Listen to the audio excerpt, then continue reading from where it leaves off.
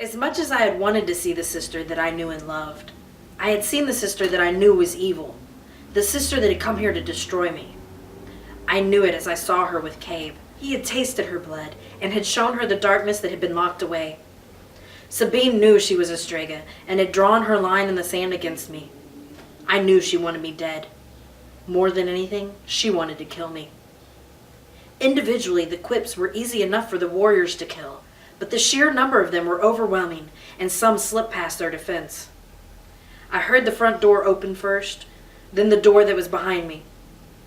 I wasn't certain what to do, so I ran upstairs to my grandma's old room and shut the door behind me. I could hear them coming. I could feel them as the panic surged through me. I wouldn't go without a fight. I grabbed for the knife blade that I had used before and quickly found it in the papers that I had strung across the desk, even as they pushed the door open. There were too many. I knew I was overcome. I knew this was the end of me. There was nothing I could do. I began slashing and stabbing with the knife, putting up as much resistance as possible.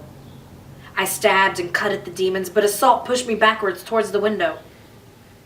William had felt my panic and was fighting his way towards the door. I saw the stairwell as he entered it, and I knew if I could just hang on a moment longer, he would be there to save me. He dove past them, taking 2 steps at a time until he was at the top. I fought with all my might, swinging harder and faster at the golden monsters. I could feel their blood, which lacked the crimson appeal of my own, as it gushed and sprayed on and around me.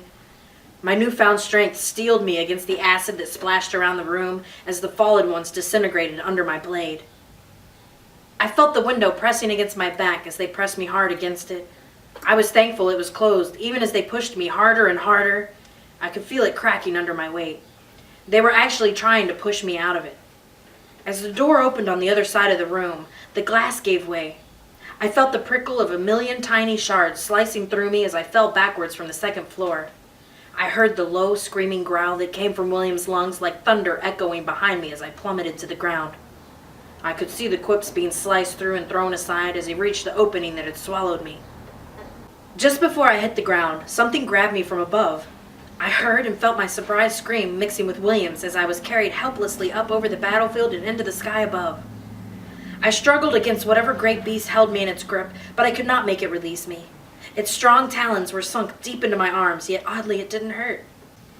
My mind was racing so fast with the thought of what was happening that I couldn't find the time to focus on the pain.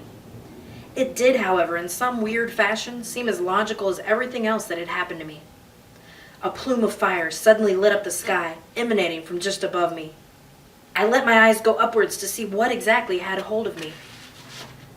The first thing I noticed were the wings, larger than anything I had ever seen. It was a dragon. He was different from Balserac, Samoda's beast on Etheria. The reddish-orange scales on its belly were the size of dinner plates. The colors he wore were being plucked from the plume of fire he breathed as we ascended into the darkest part of day high above the clouds.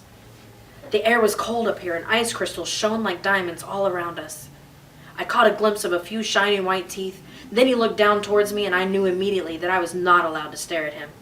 He told me so without a word spoken. I looked down quickly. The eerie feeling of being so high in the air mixed with the cold around me was making my heart palpitate. The thought that one slip of these massive talons that held me would cause my ultimate demise was enough to make me scream. I wondered, if I died now, this way, would I find mercy with Newell? Would he allow me that? I had not meant to do any of this. I wasn't sure if the twinge inside me was from the mere altitude or from the guilt, but whatever it was gone as soon as it came.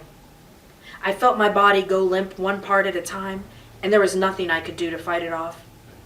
I knew then that I had been injected with some sort of poison, and I tried to search my mind for the answers, but it just spun out of control.